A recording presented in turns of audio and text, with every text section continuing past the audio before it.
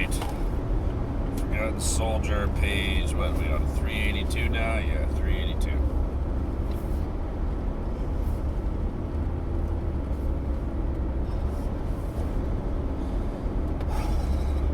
Are we going to be killed with empty stomachs?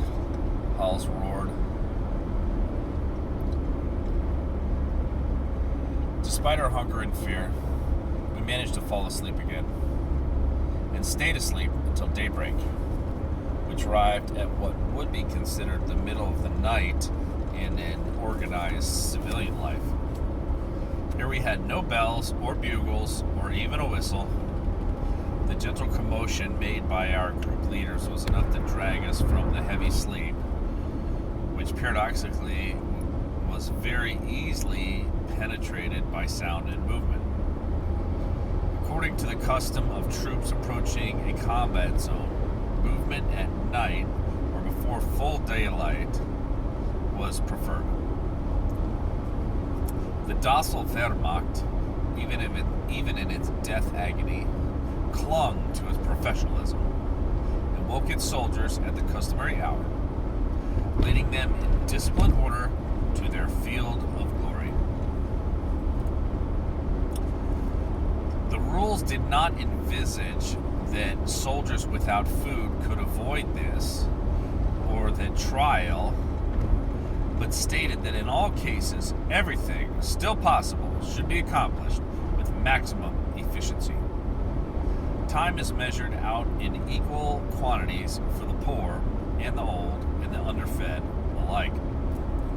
Our faded uniforms looked gray in the first faintly white light of day.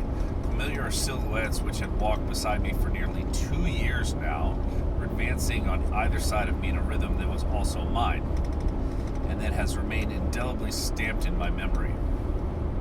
Whenever I think of those days, I can see again with absolute clarity the details which are pointless in themselves. Familiar profiles in a diffused light, the loose cloth of trousers improperly tucked into boots, belts loosened by the dangling load of heavy objects, and helmets hanging from one side of our straps, always knocking against some other metallic object, with a dull sound I can still hear, without resonance, like a padded bell. And the smells, and the backs, hunched over in 1,000 different ways, each one with its own expression and its own arrangement of creases. The very anonymity of our uniforms created its own kind of individuality. No one uniform was precisely like another, although no other uniform was so deliberately designed as the German to turn a man into a soldier, absolute and united with his fellows, and not just a civilian in special cloths. For the rest of the world, there are German soldiers with no distinction between them, but for us, the word Kamerad, meaning one soldier just like any other, was exaggerated. Beyond the uniform and the formula, we were individuals. That back over there, the same color as thousands of others, is not just any back. It belongs to Schlesser. And over there on the right is Solma. Somewhat closer, that's Lenzen. And his helmet. It's his helmet. Unlike any others among the hundreds of thousands issued in the same series. And there are Prinz, and Hals, and Lindbergh, and Kellerman, and Frosch. Frosch, whom I'd recognize in any crowd. Through our sameness, our individualism also emerged, as it must have from all men stripped to essentials from the beginning of time.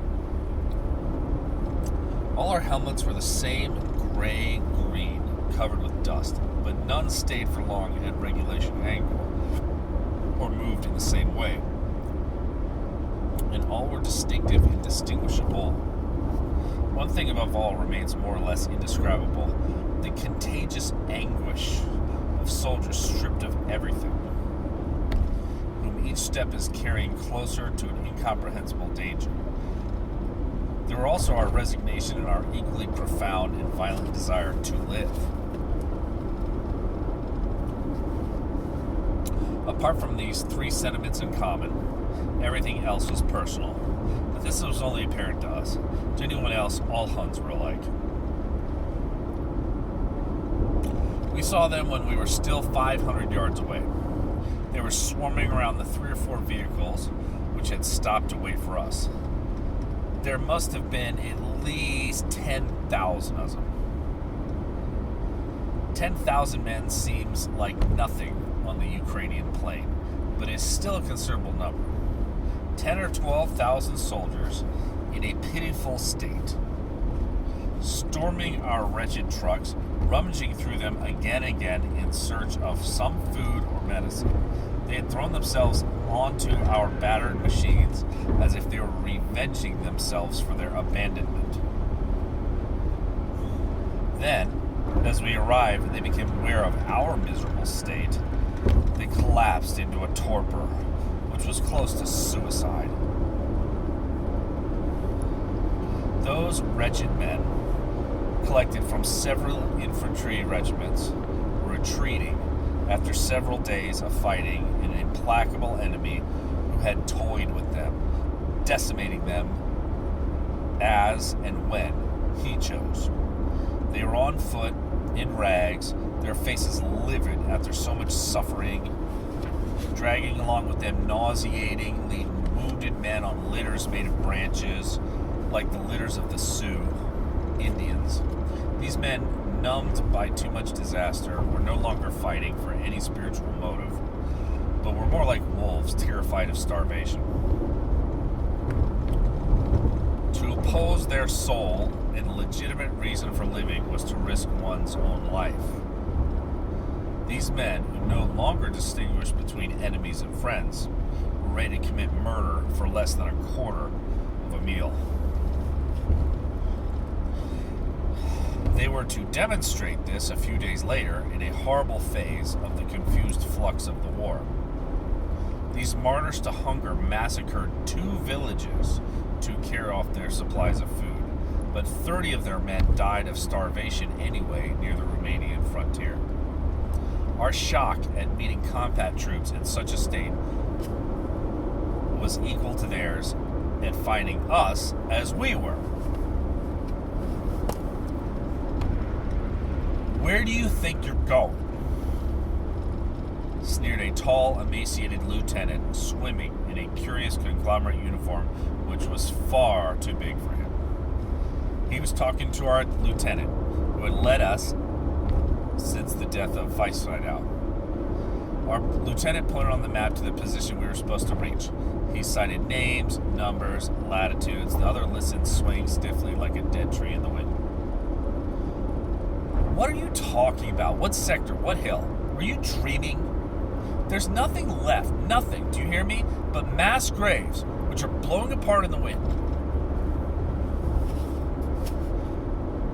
The man talking like this still wore the 1935 commemorative National Socialist decoration pinned to his scorched tunic, which was marked by 1,000 stains. He was tall and dark, and a heavy bundle of grenades hung from his belt. "You can't be serious," our lieutenant answered in a pleading tone. "You've had a hard time. You're a little light in the head. And you're hungry. We too have been keeping ourselves alive by miracles." The other drew close. His eyes were filled with such a hateful, disquieting light that we would have gladly have him killed, as if he were some sick animal. "Yes, I'm hungry," he roared. "Hungry in a way the saints could never have imagined. I'm hungry, and I'm sick, and I'm afraid to such a point that I want to live to revenge myself for all mankind. I feel like devouring you, Lieutenant. There were cases of cannibalism at Stalingrad, and soon there will be here too. You're crazy. If worst comes to worst, we can eat the grass. And there's all of occupied Russia with plenty of reserves for the troops. For God's sake, pull yourself together. You keep going and we'll cover your retreat. The other made a noise like a hiccup and a cough. You'll cover us and we can take ourselves quietly away. Tell that to the men you see there. They've been fighting for 5 months and have lost 4/5 of their comrades. They've been waiting for reinforcements, ammunition, vitamins, food, medicine, God knows what. They've hoped 1,000 times and survived 1,000 times. You won't be able to tell them anything, Lieutenant, but you can try. We tried to shift some of the material from our decrepit vehicles, the last vestige of our motorization, onto our backs to make room for some of the seriously wounded men among the retreating troops. They left first, driving past the rest of us, who were left to the extent less mobile than before on that great Ukrainian plain. We watched the trucks disappear into the distance, envying the fate of the wounded, who might be going to escape the impression of that immensity. Then our motley collection of troops continued their retreat, a vain and empty march. We seemed to be trampling along a huge carpet on rollers, which unwound beneath our feet, leaving us always in the same place. How many hours and days and nights went by? I can no longer remember. Our groups spread out and separated. Some stayed where they were and slept. No order or threat was strong enough to move them. Others, small groups of men who were particularly strong or who still had enough food to keep going, went on ahead. There were also many suicides. I remember 2 villages stripped of every scrap of food and more than one massacre. Men were ready to commit murder for a quart of goat's milk, a few potatoes, a pound of millet. Starving wolves on the run do not have time to stop and talk. There were still a few human beings left in the wool pack. Soldiers who died to save a can of sour milk, the last reserve of a pair of infants. Others died at the hands of their fellows for protesting against the savagery produced by famine, or were beaten to death because they were suspected of hiding food. Usually these men were found to have nothing. There were a few exceptions. An Austrian had his head kicked in, and a few handful of crumbled vitamin biscuits were found at the bottom of his sack. He had probably collected them by shaking out the provision sacks of some commissariat which had ceased to exist several weeks before. Men died for very little, for the possibility of a day's food. When everything had been eaten, down to the last sprout in the meager gardens, 12,000 soldiers stared at the village, which had been abandoned by its terrified inhabitants. Living corpses wandered here and there, staring at the tragic sheds of existence which remained to them.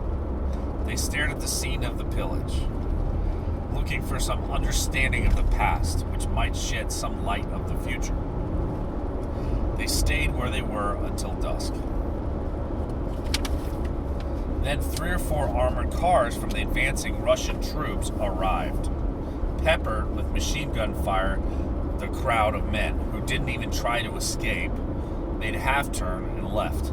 The desperate, ravening men scattered across the steppe. Everyone fled, running for the west because the west drew them irresistibly as the north attracts the needle of a compass.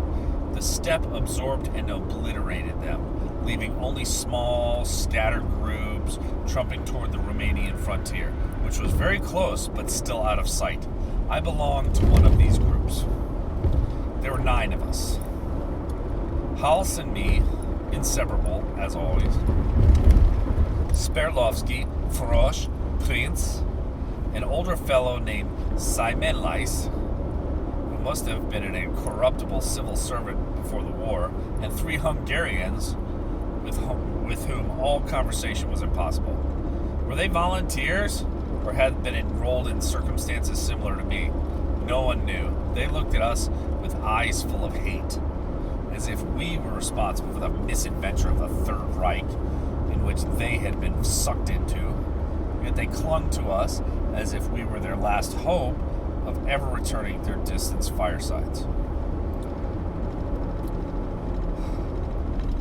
One day, there was a line of trees or a hedge or saplings which I could still see as in a drunken dream, and beyond it the wide, very wide field which we planned to cross. We could see some buildings on the crest of a small hill and had decided to search them for food. That's page 386.